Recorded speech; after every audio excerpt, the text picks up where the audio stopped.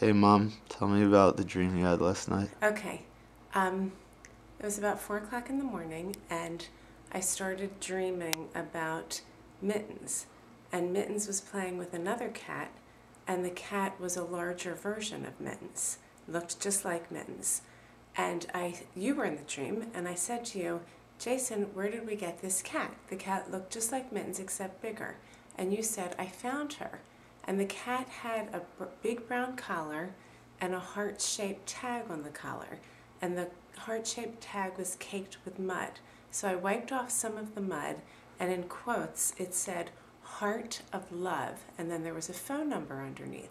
And I said, Jason, there's a phone number and a tag. This cat belongs to someone. We can't keep it. And you said, I know who it belongs to, and she's a corporate lawyer. She doesn't deserve to have a cat. And I said, Jason, you can't decide who deserves to have a cat. What if Mittens ran away and she has a tag and a collar, and somebody found Mittens and said, oh, I know her family, and the father is a state lawyer and the grandfather was in politics. They don't deserve to have a cat. I said, you can't decide yourself those things. And now you've put bad karma out in the universe, and we have to fix it. So the next scene in the dream was all of us outside in the front of the house, and Mittens and this other cat were running back and forth across the street. And there was a young woman who I guess was about in her 30s, and she was with a child who was about 10, and they had a dog, and they were watching, and the girl was crying because the larger cat was her cat. And we knew that it was her cat. And the woman was saying to the girl, it's okay, it's all right, we'll get the cat. And the cats were running back and forth, and then the larger cat ran over and jumped into the arms of the girl, and then Mittens jumped into the arms of who I think was Julie in the dream. Okay.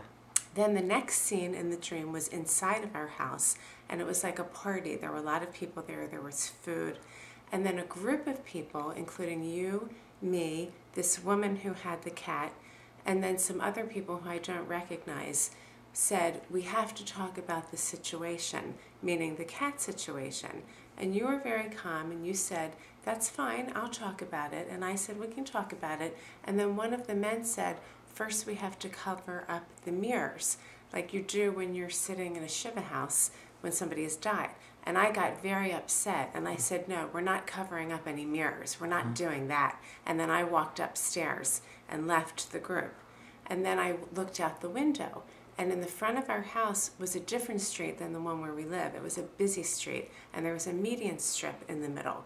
And on the median strip, there were these soapbox cars like people make when they're going to race their cars. And they were all lined up in a diagonal on the median strip as if they were in a display, as if they were purposely on display in the median strip. And then all of a sudden, these big SUVs started driving onto the median strip purposely, trying to smash up these soapbox cars. And people were running, trying to get the cars out of the way, but they really couldn't, and a lot of the cars got smashed. And then I woke up from the dream. Interesting. Yes. And the dream started when I went to sleep in Julie's room, and Mittens was on the end of my bed, and then Sheba came up to the end of the bed from the floor, and I could see the two of them like starting to play with one another, and I fell asleep. And at that moment, it was Mittens, and then Sheba kind of morphed into that bigger cat in my dream, and that's how the dream started. I remember the moment I fell asleep and began that dream. Thank you for sharing that, Mom. My pleasure.